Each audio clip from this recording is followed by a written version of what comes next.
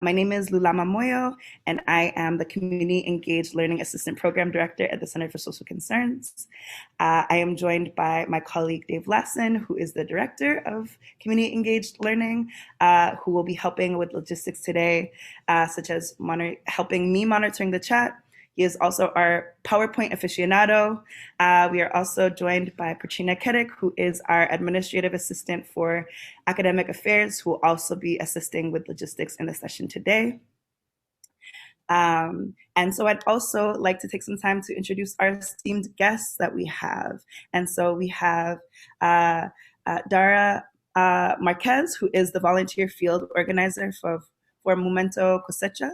We are also joined by Jason Shenk, who is course instructor and Quaker minister for the Anabaptist Mennonite Biblical Seminary.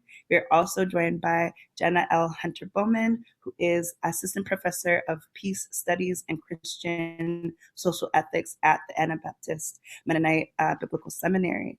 And we are just really appreciative of everyone in this space, particularly the Anabaptist Mennonite Seminary, as a longstanding partner with the Center for Social Concerns. And even more so, we are hoping that Cosecha can be a partnership that we keep on going and learn how to nurture better. And so we are really abundantly grateful for the three of them being our experts in this conversation today. And again, we encourage you all to participate. There will be moments of Q&A and conversation that we hope you will indulge us with as well. And so to help set the premise, they will be helping us explore the growing need for support of immigrant communities in the US and the role that religious institutions play in being advocates for change, as well as address the ever-present colonial attitude of churches in this work being the subject and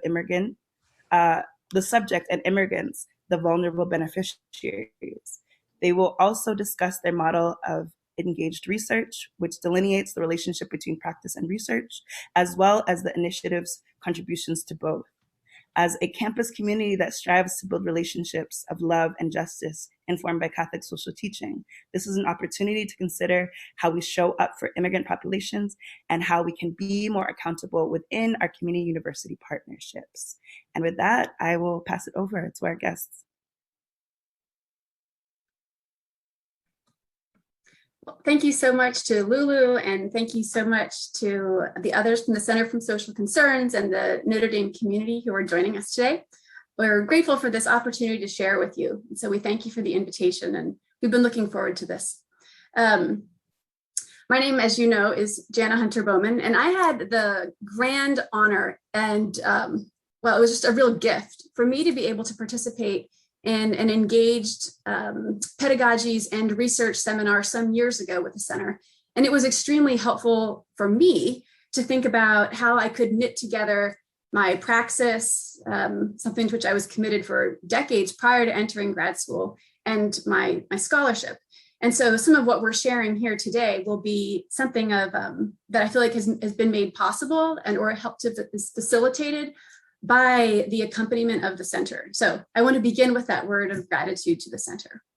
And maybe I'll just say a few, some words of how we're imagining this, our presentation unfolding.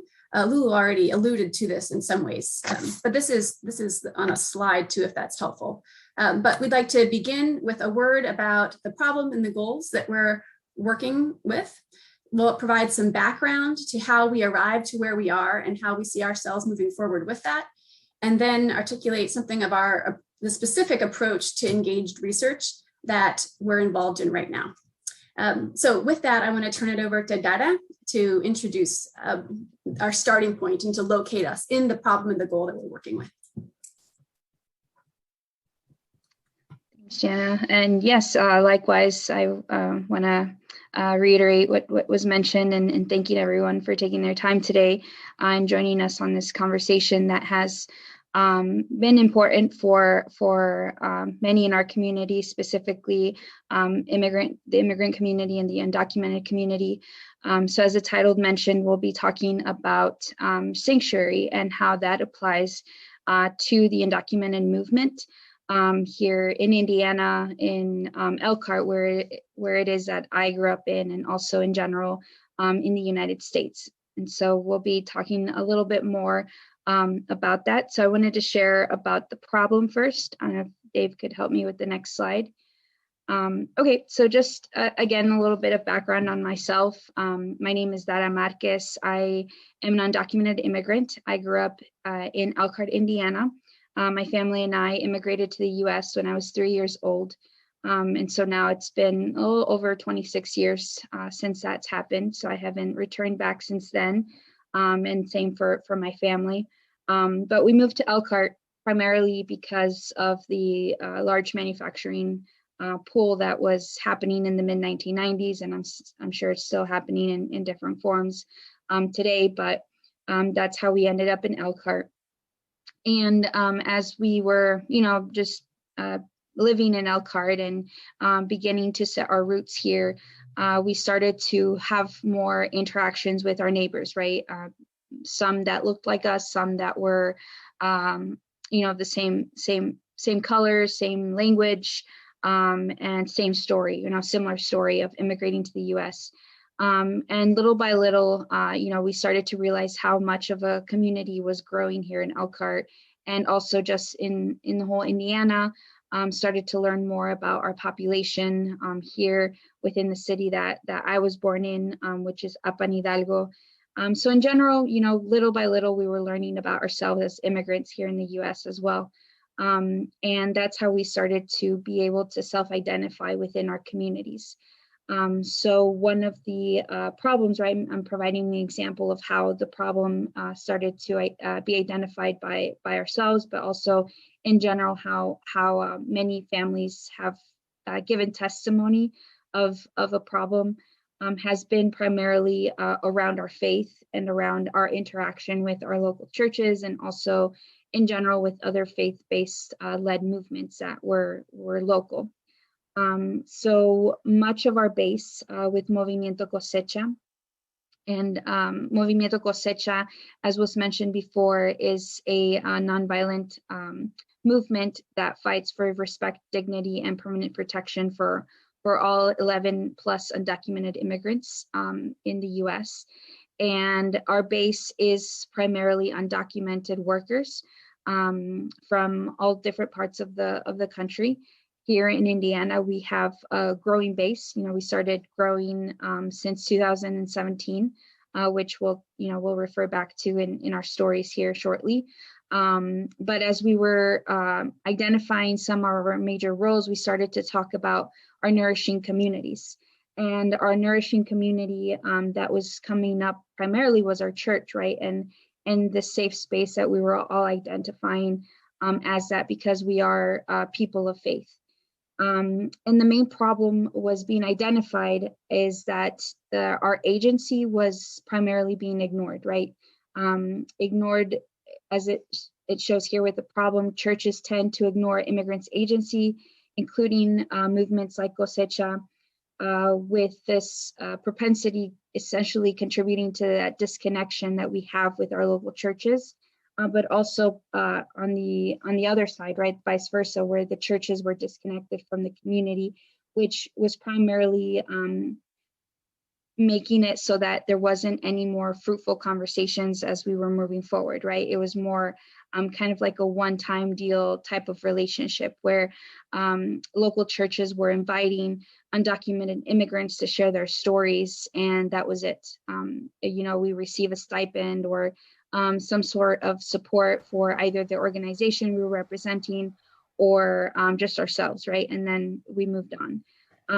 So our goals in this conversation are highlighted here, where we're intending to develop the resources to help churches be able to recognize these limitations of what is common today, right? What are those common approaches within our immigrant communities that are troublesome, that are continuing to create that disconnection, and also explore the approaches that center our agency. And so when we're talking about agency and in this context, we're primarily talking also about immigrant resilience, where, it's often ignored that, there is resilience in our own story of immigrating to the US, but also within growing and setting our roots here in a new country. So that's those are the primary goals here that we'll be discussing and being able to further digest as we move forward. We need to see if we could change the slide here, give a little bit more context on the problem from my perspective. So as an undocumented immigrant, growing up here in the US and in Indiana, it wasn't until I was in high school, right, around 2010, 2011, that I started to engage more and get to know more undocumented youth in our area.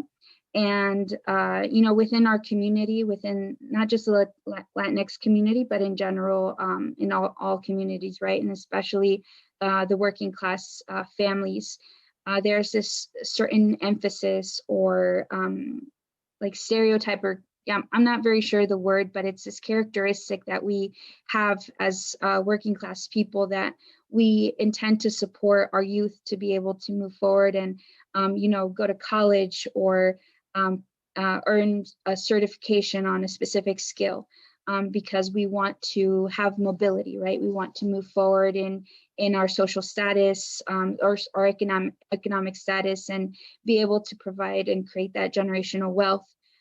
So a lot of the conversations while I was growing up as an undocumented immigrant was that I needed to go to college, right? Not only to support and be able to essentially live out this American dream that most immigrants come for, right? That's that conversation, but also just in general to be able to further support my family's original sacrifice of moving to the US.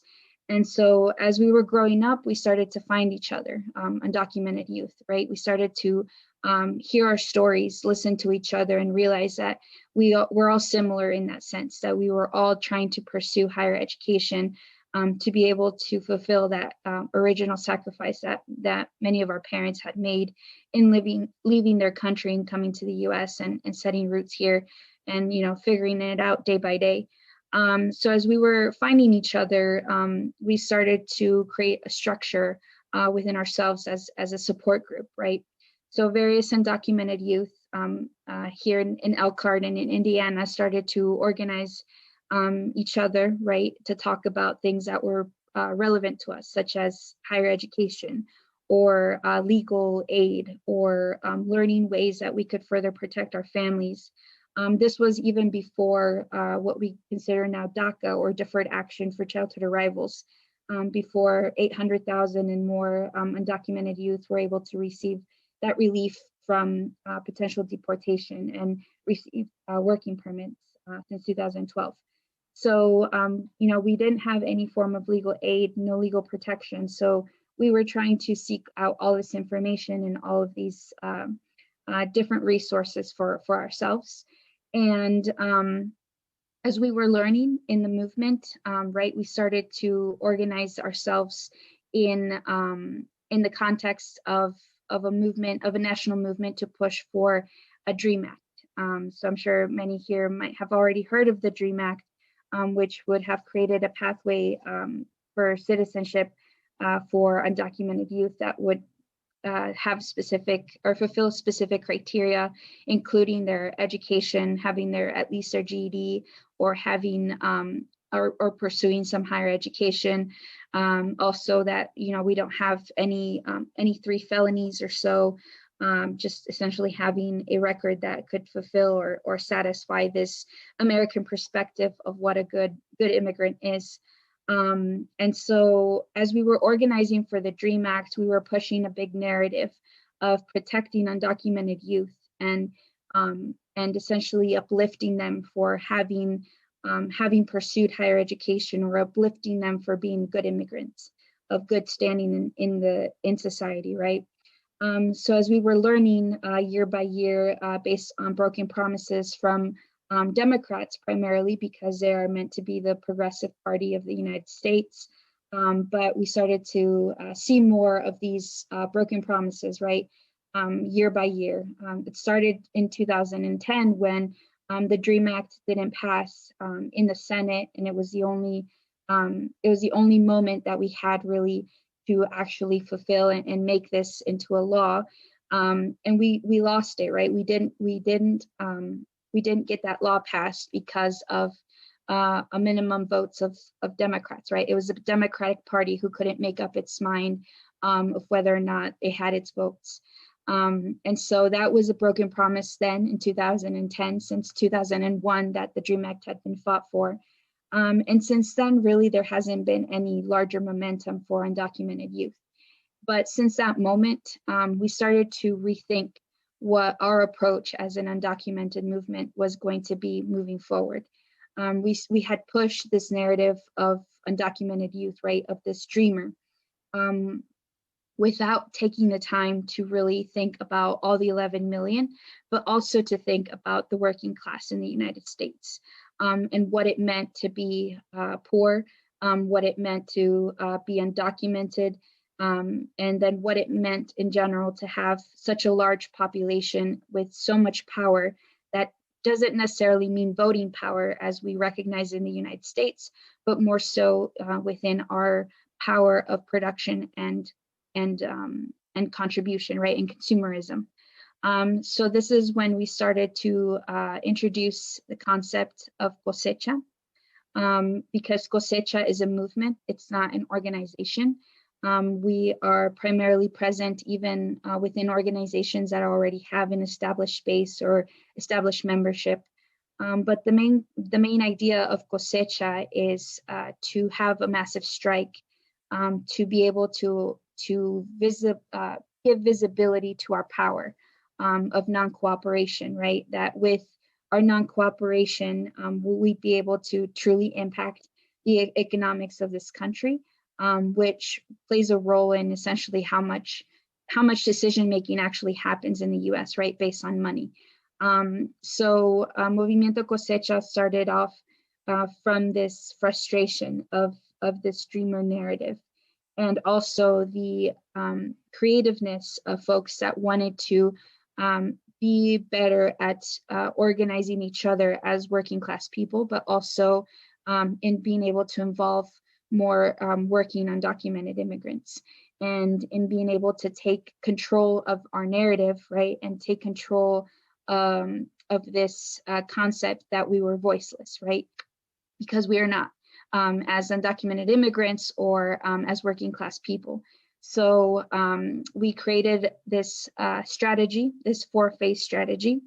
And this was, again, really the origin of Cosecha. We're modifying as we go because we're learning, not just from undocumented immigrant population, but also from our poor and dispossessed across the country, right?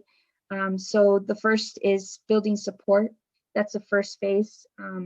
And building support is primarily around being able to grow our base locally, and the support coming specifically from undocumented immigrants that are directly impacted from local or national legislation that could benefit their economy, that could benefit their well-being. The second phase, part of the phase, is political intervention. Essentially being able to have grown a base locally or nationally in order to be able to influence and politically intervene in the conversations. The third is something that we're still working towards too, right? Which is a boycott, primarily not consuming, not buying any item continuously, for example, in order to be able to give visibility to that impact of non-cooperation. And then the fourth phase would be a massive strike. And the goal would be 7 days of picketing workplaces and not going to work, right? So each of these phases requires a certain level of relationship with each other as undocumented immigrants, but also relationship with our communities. So this is where it gives context from my perspective as to the problem and as to why we're seeking the solution of being able to provide churches and our faith-based leaderships in our communities the resources, right, to be able to identify and uplift immigrant agency or immigrant resilience.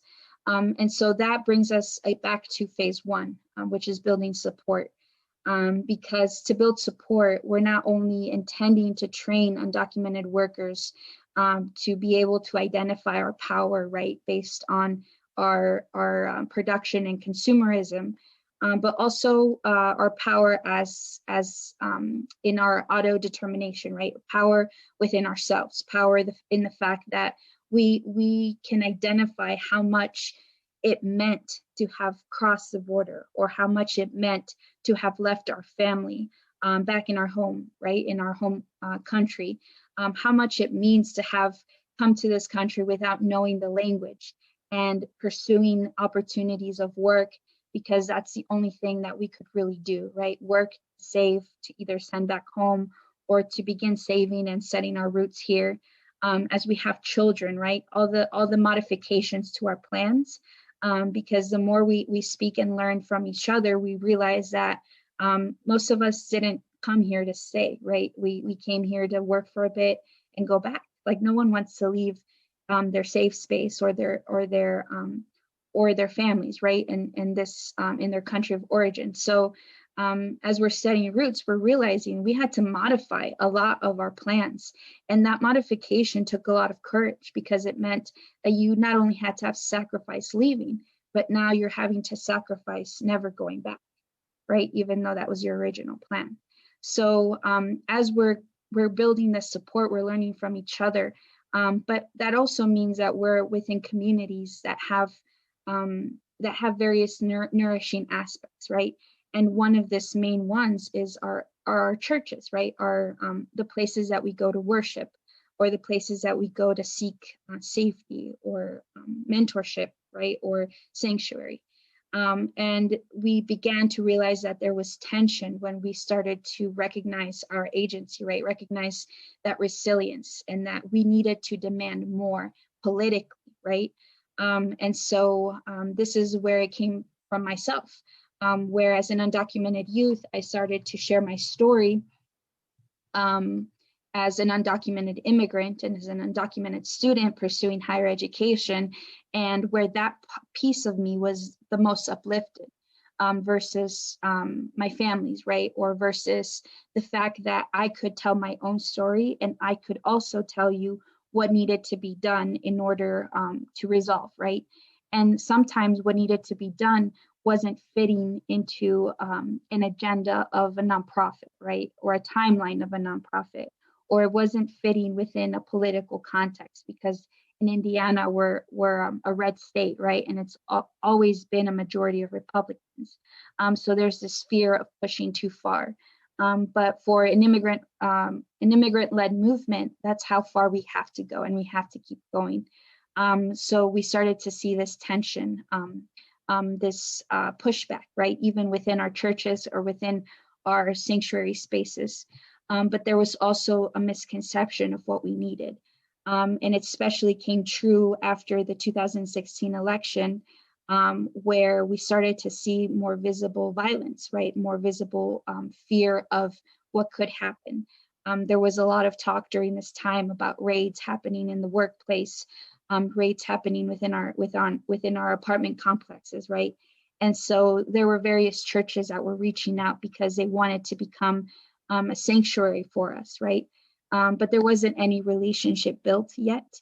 And also there was this concept that what we needed from churches was sanctuary, right? When what we needed was more visibility in general of folks that were wanting to help, of faith-led leaders.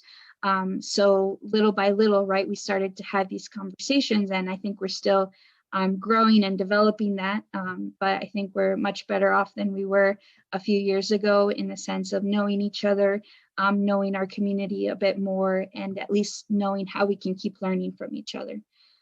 So I'll stop there and I'll pass it on to Jason, who will also share from his perspective in our community, right, in our beloved Elkhart as well. So I'll pass it on, Jason.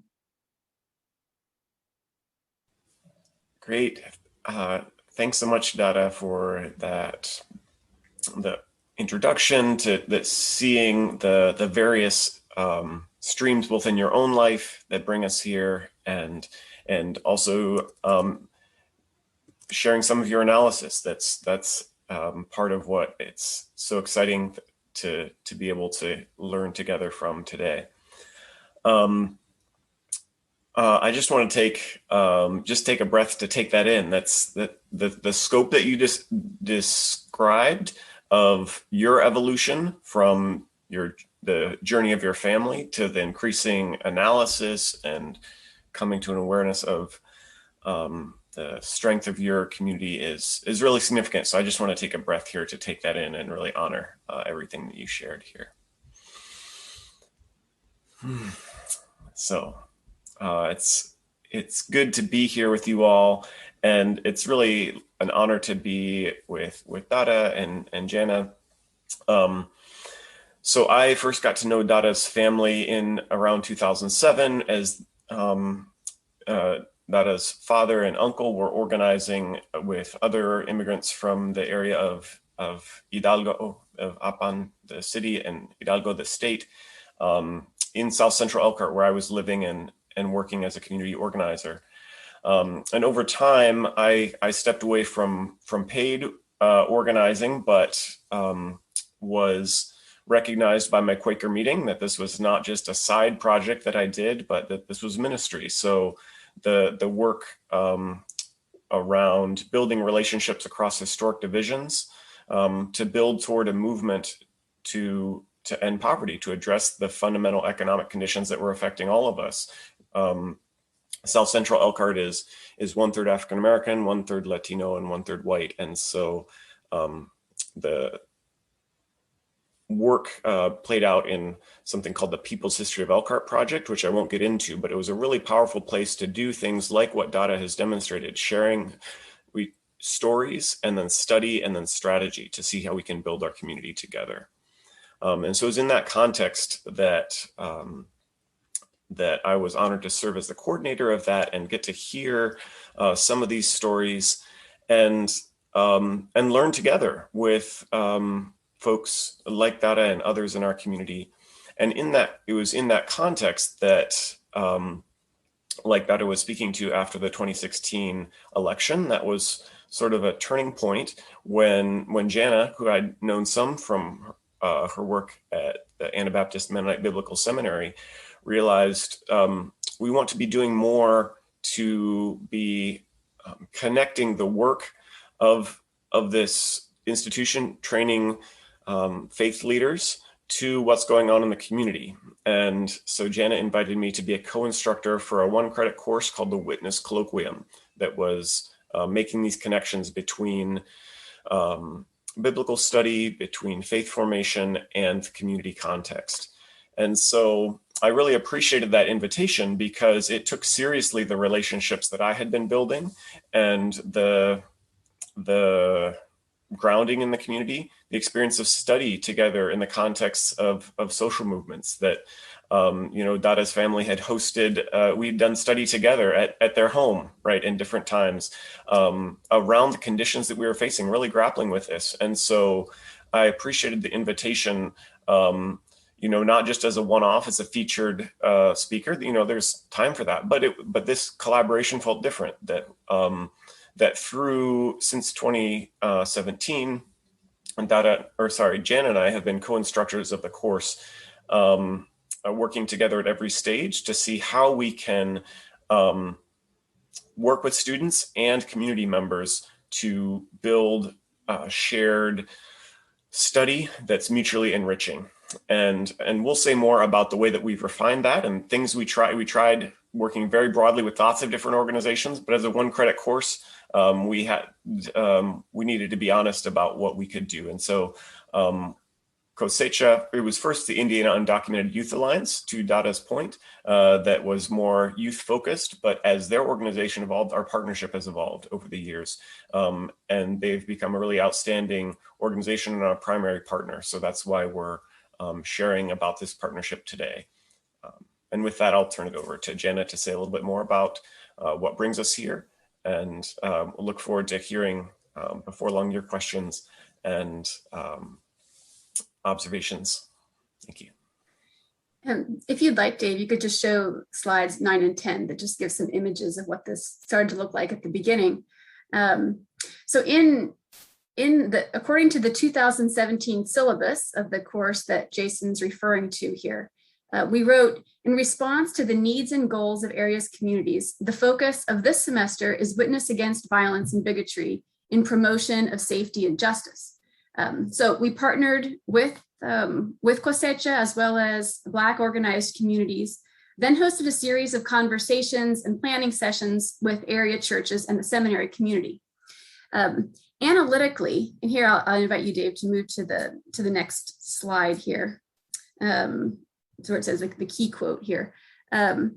Analytically, this particular engaged research project pivots on what at the time I saw there was a young woman here. I didn't know who this was, but as it turns out, it was Dara, who we were in a session with various faith communities that were preparing to provide sanctuary in their buildings. And she said, "Excuse me, what if what we need and want is not to go into your sanctuary, but for you to join us in the streets? Will you do that?" And that really caught my attention. And I heard in that, in what she was saying, a kind of epistemic interruption. And this was a voice that immediately proceeded to issue an invitation. And that was, "Would you join us?"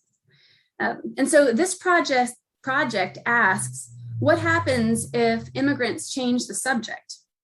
How might decentering churches and churches' biblical theological interpretive grid, or settled communities' biblical theological interpretive grid, alter the landscape of what is happening, what is desirable, and what is possible?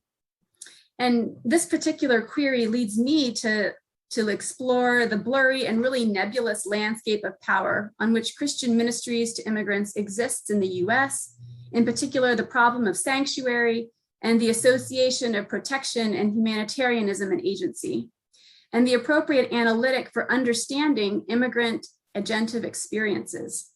So how does that analytic change as the immediate presenting issue of physical safety, or of this moment of crisis that is so often the focus, when it shifts or pluralizes to include issues of dignity and transformation? So that is the problem and the goals that brought us together. And these are the trajectories that, or the basic points that have brought each of us into this work together. I wonder if Dara or Jason, I wonder if we just have a moment, if we want to reflect back on what we heard the others saying, as we invite those who are the other people in the room here to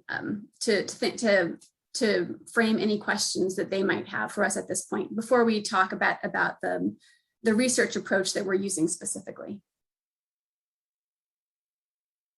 I'll say that one thing that I heard that was really interesting to me was the way in which Jason and Dara's family had conversations about movements and movement building very early on in years past. In some of my conversations with other members of Cosecha recently, I've heard about the importance of remembering the legacy that immigrant communities from Latin America are bringing with them when it comes to social movements. And I think that's, for me, that's important to keep in mind, because that history of social movements from Latin America is different than the history of social movements in the United States. And they can learn from each other, but that is a source of knowledge and a history that I'm noticing is operative in what Cosecha is doing, that is simply very different than a lot of other work that I'm seeing going on when it comes to thinking about immigration in the US.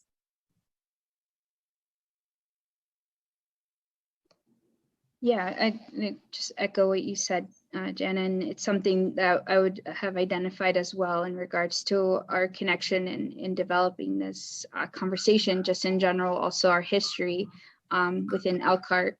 In the movement, there are a few folks that have joined, that talk a lot about their experience in organizing within their home countries. For example, like my dad, when he was young, he worked with local government in our city, right, our municipio, And so he had a lot of that background of understanding what it took, right? In Mexico, obviously, the context of our power, I mean, in general, it's still the same, right? It's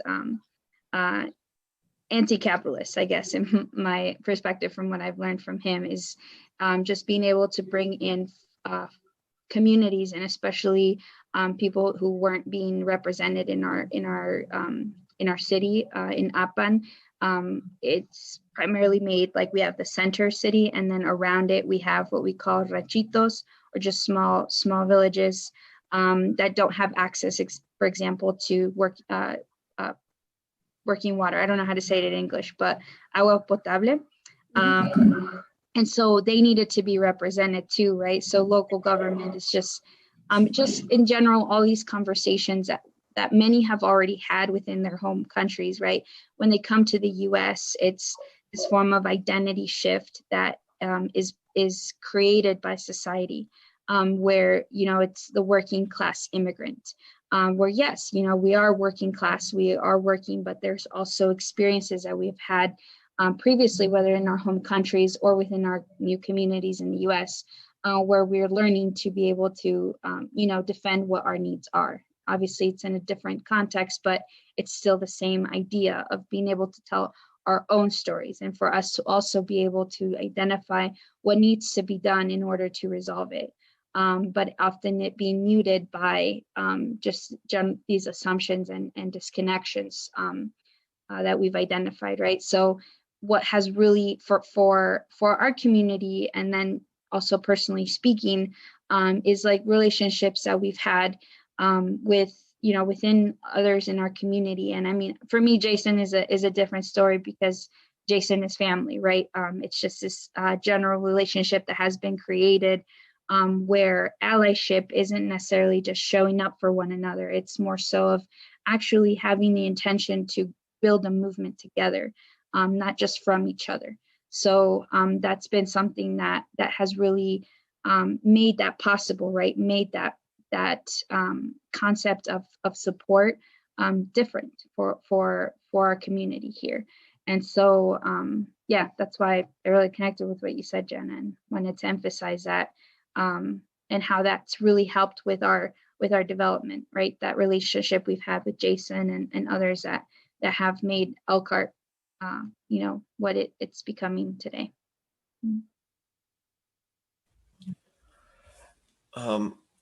Thanks. As you can see, we love talking together and exploring these things, but I'd love to hear from others. I appreciate Lulu's been sharing some links in the chat that people can explore more when you have a moment.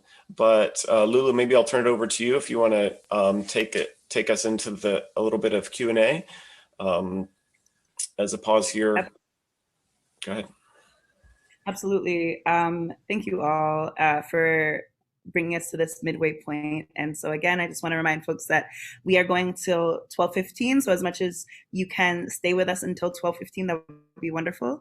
But it is important to take a pause, as so much rich information has been shared with you, and it's important to reflect and digest. And so we encourage all of you to take this time now to engage with these speakers. And so Dara really walked us through a lot of the personal experience of what it feels like to be an immigrant in the Elkhart County area, and even the impacts of being the model minority and what that means for trying to allocate resources and how that's impacted, and the history around, again, the coloniality with charity and churches, and what this work looks like with working in sanctuary advocacy.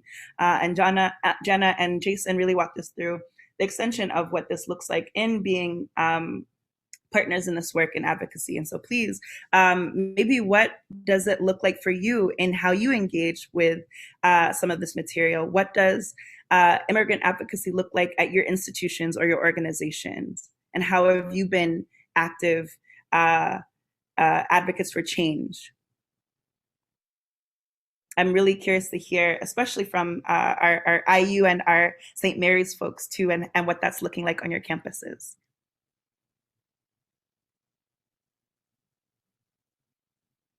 Oh, please, Monica, hop in. Yes, thanks. Yeah. Hi, and thank you for this great program today. I'm really happy to be participating.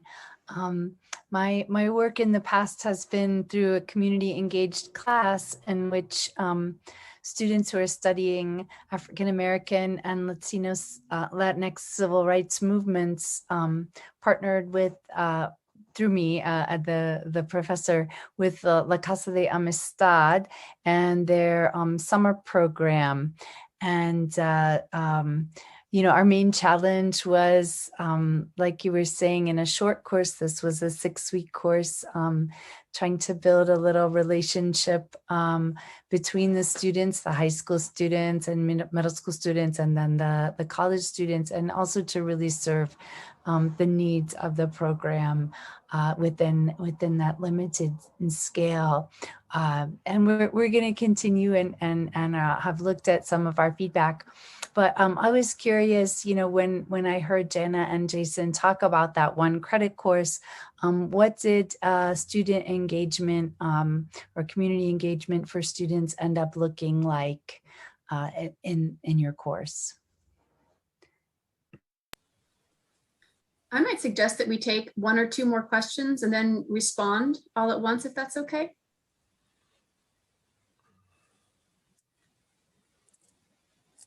Sounds good. I'm just taking in the question from Jessica in the chat here. And yeah, would love to hear 1 or 2 more. Love that idea of responding all together. Lula, I can comment a little bit on St. Mary's. My name is Rebecca Go. I am the director of, we've changed our name, so let me remember it. The Office for the Common Good at St. Mary's. I'm not doing all the work myself, so I can just comment a few on what I know is happening. We have a professor actually of Spanish who is a community engaged course, and they work specifically with El Campito. And so they send students there. They did not run the course this past academic year due to the pandemic. And then he's actually on sabbatical in the fall. So I'm not sure what will happen there. In our Justice Studies program, Professor Drew Pierce ran a new course or newly designed course called Diversity Dialogues, which it's a community engaged course and had been a partnership between St. Mary's College and Ivy Tech. But this year we did, the partnership was with South Bend Community School Corporation. So students were able, high school students were able to get college credit. So it's half St. Mary's students, half high school students. And they spoke about race issues throughout the course in sort of moderated dialogues with 4 student leaders, and then Professor Pierce as the professor. This fall, I should say, with Dave and Connie and others from the different area colleges, we're hosting our Food for Thought breakfast will specifically be on race. And so that will be an opportunity for both community partners as well as higher ed institutions to sort of network on issues related to race. And so we have a commitment from La Casa in South Bend, and I think La Casa in Goshen to be there, and it will actually be at the Civil Rights Heritage Center. So there'll be that going on maybe September 19th or something like that. I can't remember. But in fact, we hadn't invited the seminary, and I think it would be a good idea for us to do that. So we'll reach out about that. September 17th. And we do those kinds of food for thought breakfasts once a semester on different topics of interest. And then the last thing I will say is I work closely with Mike Hebler at the Center for Social Concerns on organizing issues. And so we work with a national organization called Network, which is most famous for their Nuns on the Bus initiative. But they've drawn our attention to the Citizenship Act of 2021, which was introduced in the House and in the Senate in February, because so many other things are backed up, especially in the Senate right now. They don't think that there's going to be any momentum or movement on the Citizenship Act till this fall. But when that starts moving, we'll start mobilizing our students and campuses to help in response to that. In the past, what that's looked like is legislative calls, primarily with Braun and Young's office. We do a little bit with Walorski, but it's less necessary in the House because the House is already usually I shouldn't say always, rowing the same direction on these things.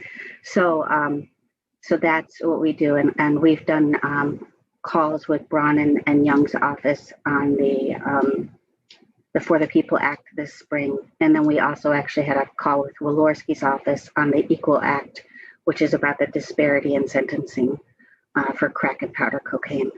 So we do some of that work, but it keeps us out of trouble mostly, sometimes. So, and we love to partner with people in any way, shape, or form. Thanks, Rebecca. And I think you're getting into the good kind of trouble. We like that kind of trouble. So thank you for that. And I think just briefly to say, Monica and Rebecca and everyone else in the room, please be plugging in some of those resources into the chat so that we can all keep up with some of these organizing opportunities, resources, etc. Mm-hmm. And I'll hand it over to the presenter. Yeah, and thanks for that. And I have Dave, if you can show slide 10. That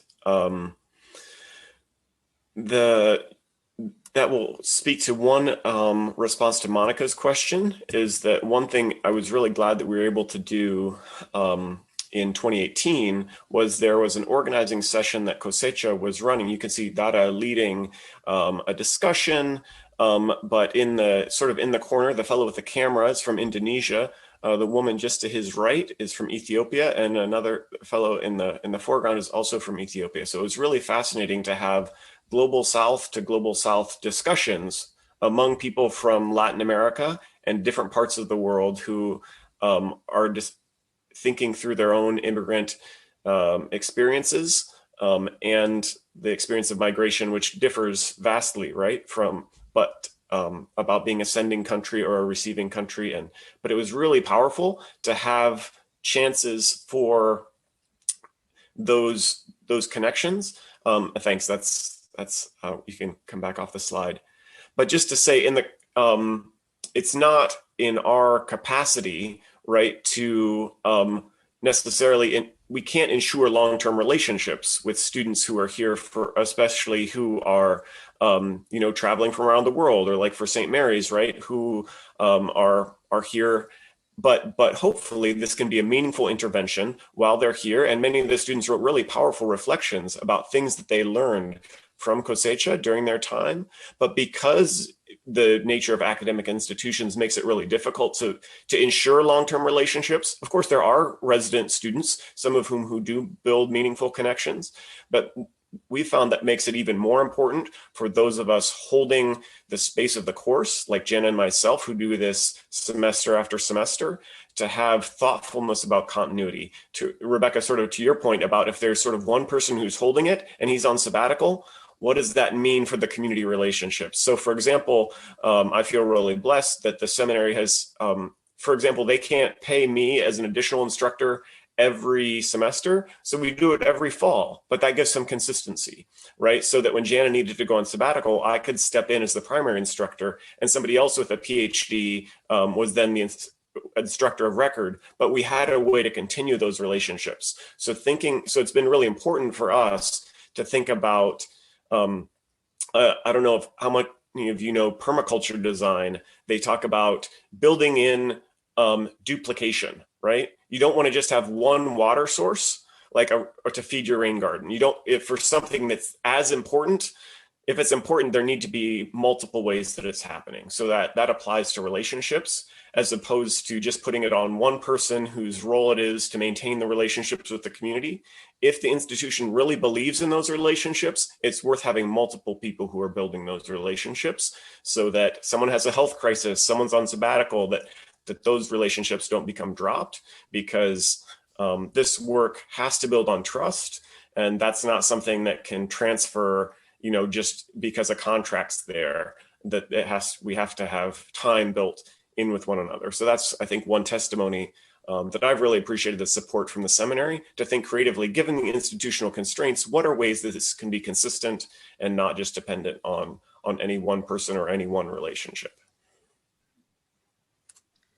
Thanks, Jason. Maybe I'll just speak briefly to Jessica, your question.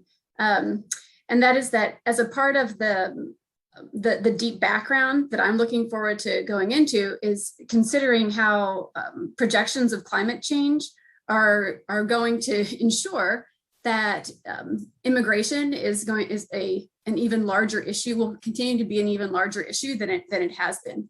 And so this, of course, really changes a lot of the frames for thinking about migration in ways that I'm sure you're thinking about, no doubt.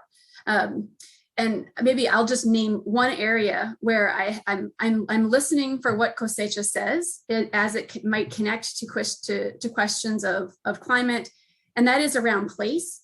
Something that I hear from Cosecha is this idea of putting down roots, and you heard it in some of what Dara was saying also, putting down roots here, but then having had to pull up roots and continuing to grieve what it means to pull up roots elsewhere. So I'm thinking a lot about place in relationship to the push, pull, and then punishment that immigrants experience here in the United States of America. So climate, place here, place there, and then this push, pull, and punishment is something that I'm thinking about on that front. That I don't know if you'd want to add anything to that. Yeah, what I was thinking, it was along the lines of the push-pull that is here within the U.S., not necessarily coming from different countries only, but just thinking about, we have some comrades who are in Louisiana who do a lot of the, just like the ocean work and just the sea work, where they're bringing in some of the just like fish, or they're fishing, or like the oysters.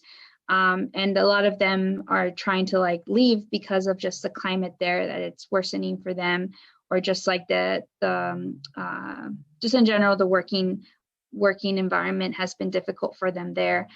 So they've talked about leaving, right, and moving to a different city or a different state.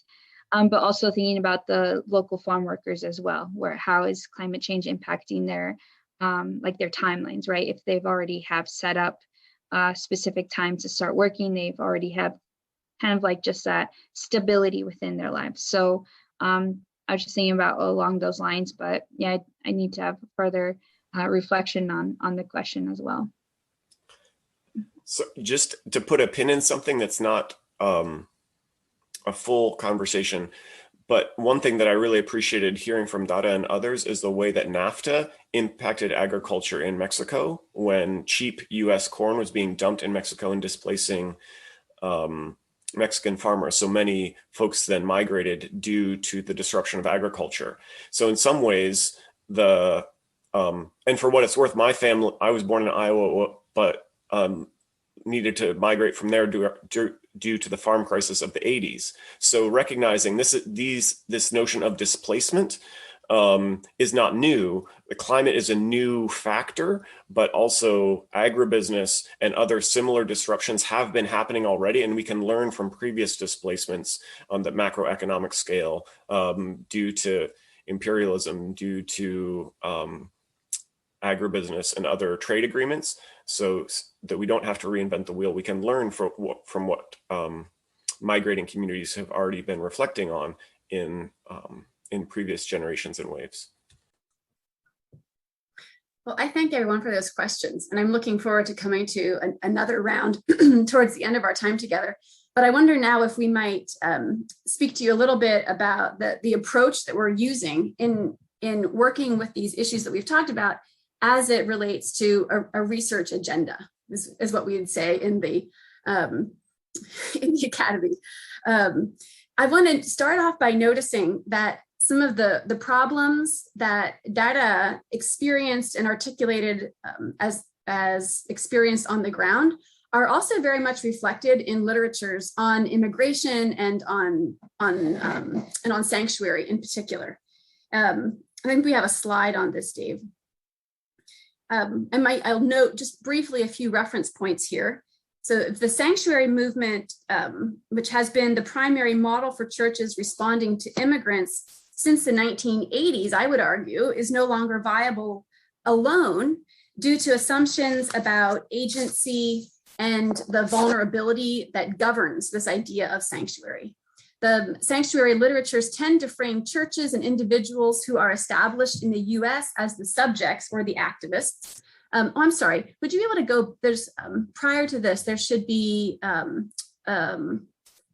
yes, that's the one. These are some of the sources that I'm referring to in my comments here. Sanctuary literature tends to frame churches and individuals who are established in the US as subjects or activists, and immigrants as the beneficiaries, the victims or refugees is really common language. And then beyond sanctuary, practical theological approaches and social scientific research framing frequently depicts immigrating individuals, families, and communities one-dimensionally.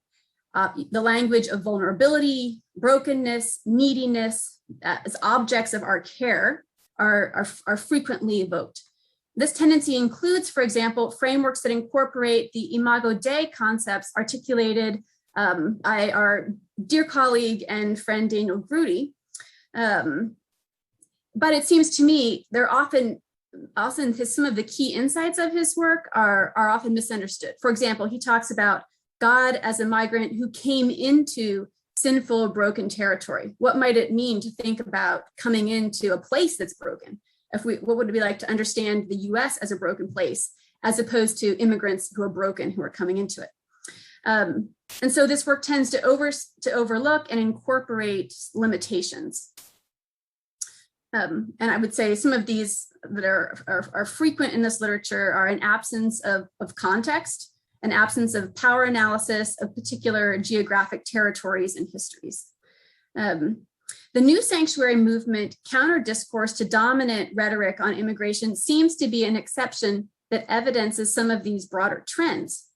In this literature on the new sanctuary movement, when subjects of sanctuary are received as political subjects to engage, and so are not univocally needy, sanctuary recipients are often expected to become public spokespersons for immigration rights by telling personal stories in a compelling way, something that Dara has alluded to repeatedly. The testimonies help to constitute an activist faith community, analytically centering the US church and its pre-existing framing. So this kind of religiously oriented research on immigrant communities has frequently been vulnerability centered, and its intent on portraying communities and families as equal in worth, but broken and needy. And so we might ask, why is this? why does this happen with such frequency? Why is this the dominant way of talking? So some of the epistemological implications and drivers, I would argue, include the non-reflexivity afforded by white supremacy, which allows researchers to describe racialized others as they choose. This is also due to traditions of biblical interpretation that emphasize care for the orphan and the widow, for example, and an embedded top-down theory of change. We assume that change happens from those on the top of, say, pyramids of power. We assume change starts up here. And so we emphasize the vulnerability here and the possibility for change up here.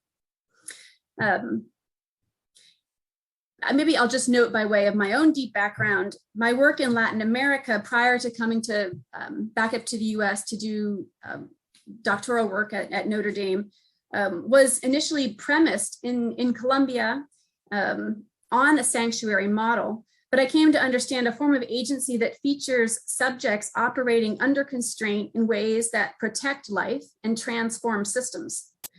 Western conceptions of agency focus on freedom of the individual.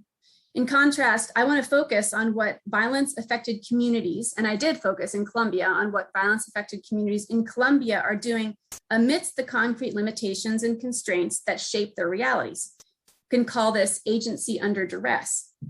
In my work with Movimiento Cosecha, I've come to see that recent immigrants understand their own agency in some ways in terms that are somewhat similar to community-based dignity protection and broad-based movement building.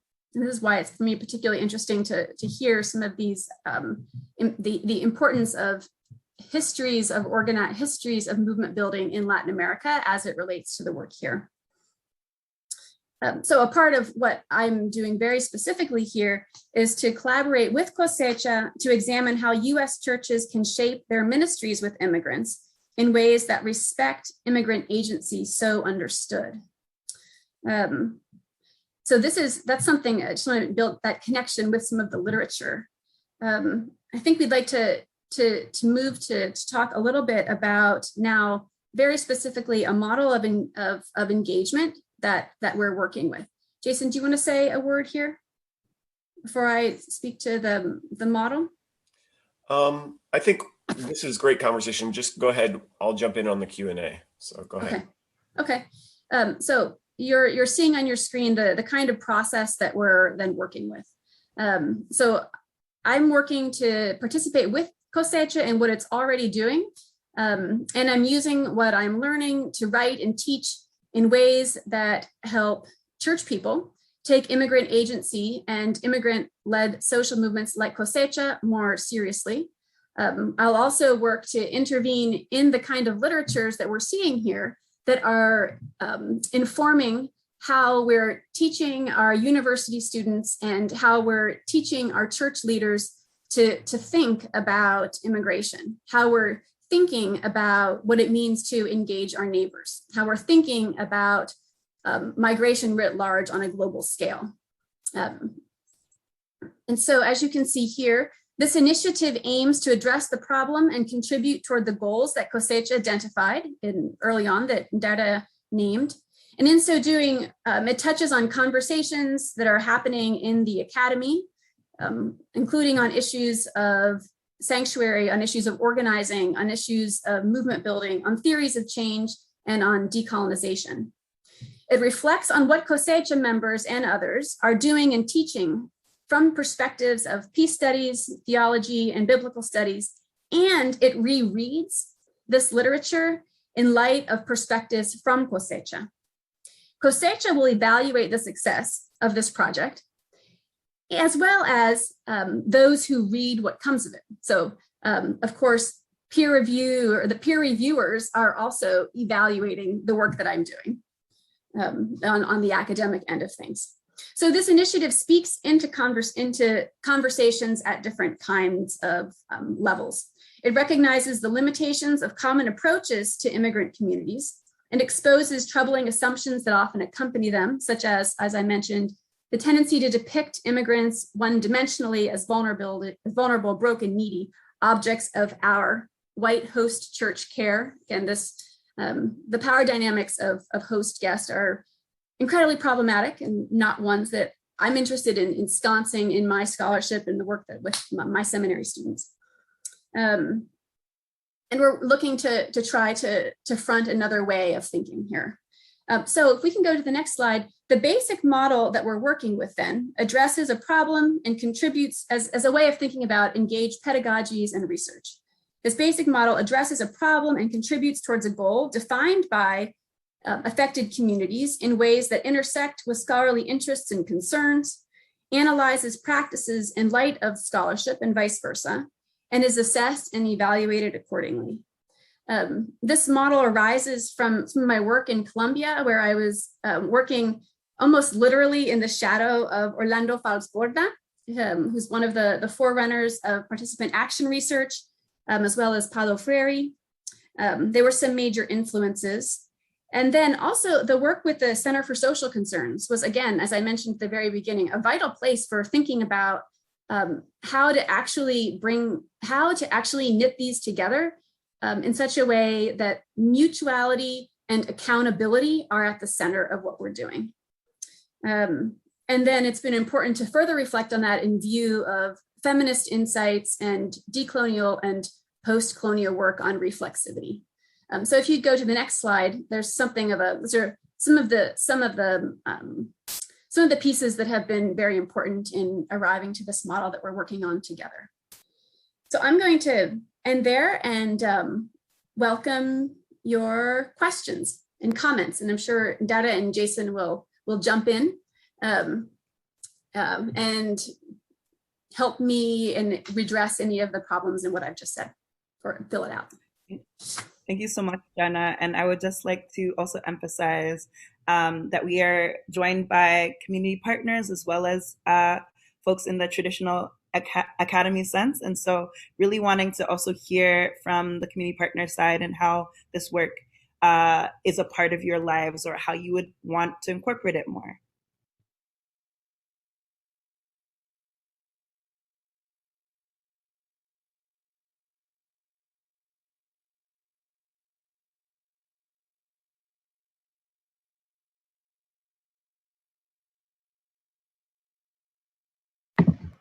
Maybe there's a, oh, yeah, please, Rebecca. Thanks.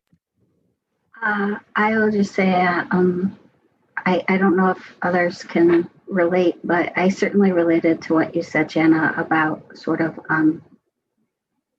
in some ways, unteaching the way the church teaches relationships to people as sort of subjects of charity and service, as opposed to centering their voices and letting them lead the way.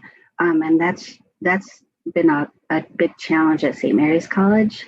And I don't think it's the college's fault so much, because I think many of the professors and staff are sort of in agreement with flipping the narrative.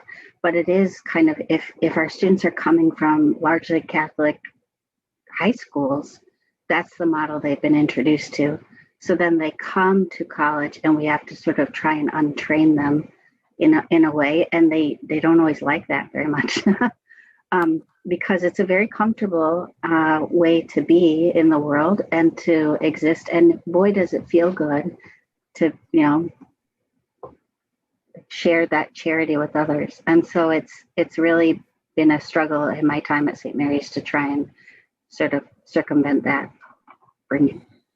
Boston College professor Kristen Hare has done a lot of work on migration, and she writes from the Catholic social tradition, and she's one of the first to say that a lot of the pastoral letters really do also focus on hospitality in ways that lend themselves to what you're saying. And she's really clear on the need to move beyond hospitality to think about responsibility and justice in terms of restorative justice and in terms of accountability. So she would be someone who would be observing what you're saying and explaining how this is consistent with a lot of the pastoral letters, and resources from within Catholic social teaching that would provide a way to think differently.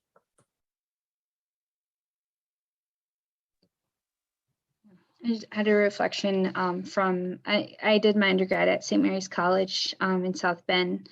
Graduated in 2015.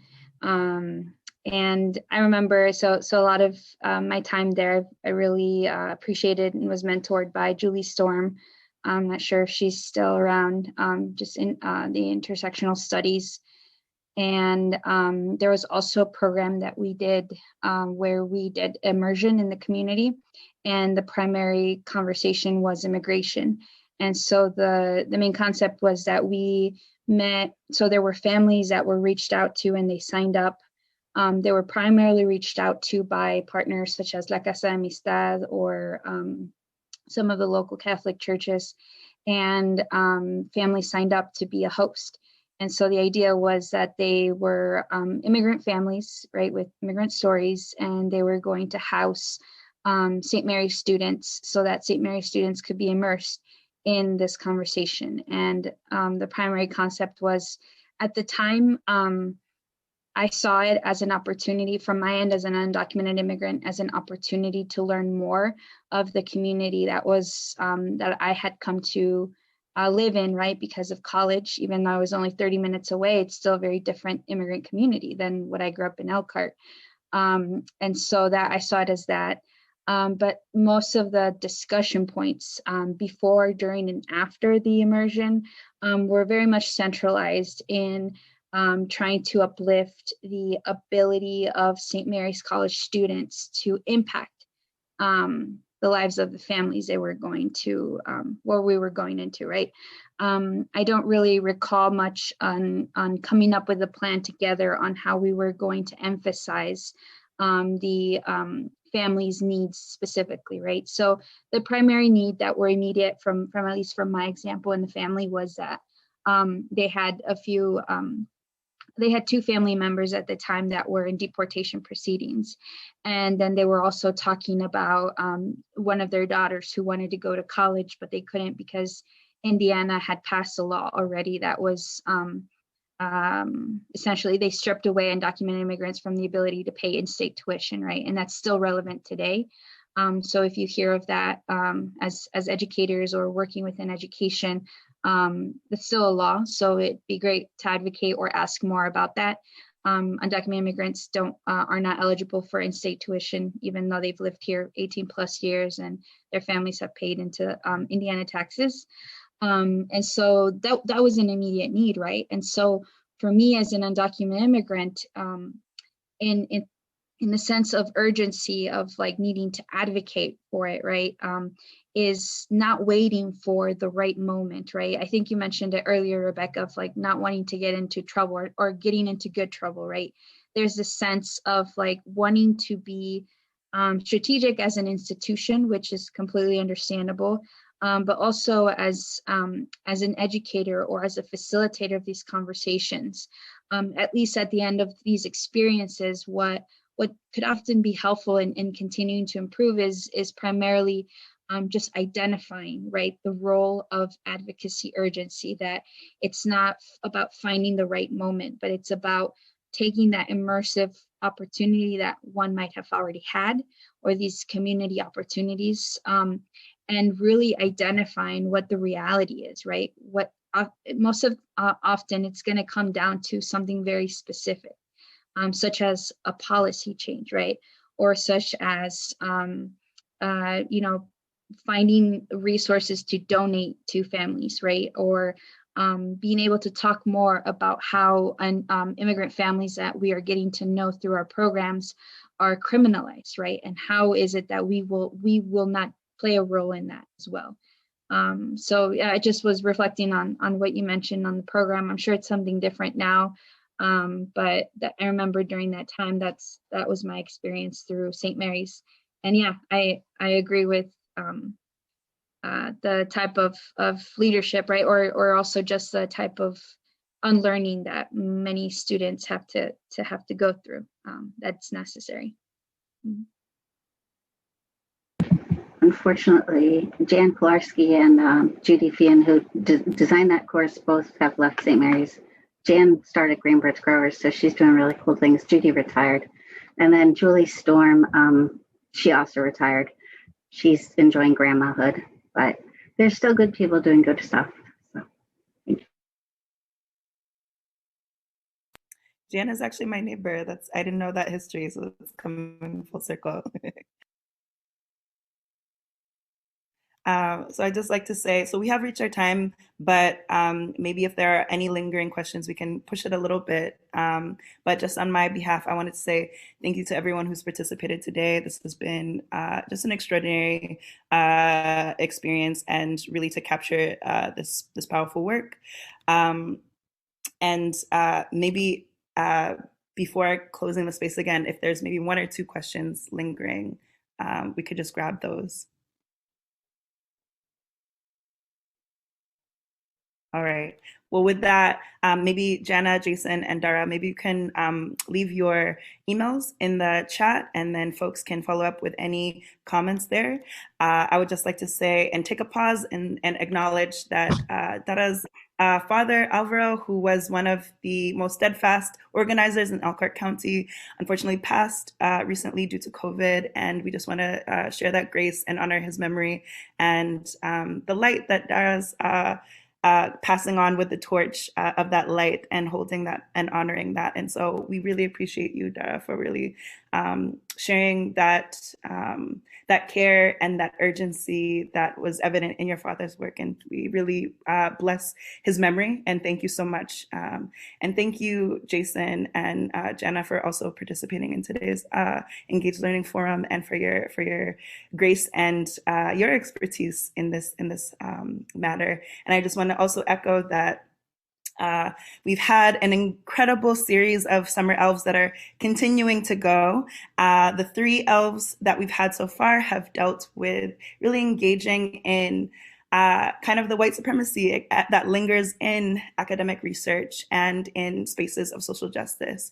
And I think this session today really brought home the theme around what was shared by Valshana Lucky about self-healing communities. It was really harked on how if the people that we are engaging with, particularly people of color, want to shift the narrative, we need to not stifle that, but how can we work and embrace that, as well as the most recent ELF that we had around anti-Asian violence in our community.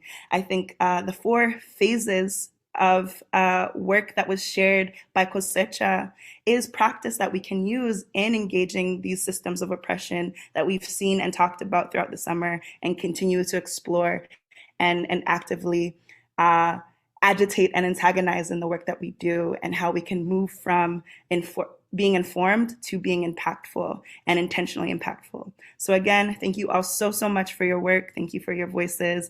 And we hope to see you at our next ELVs. Thank you.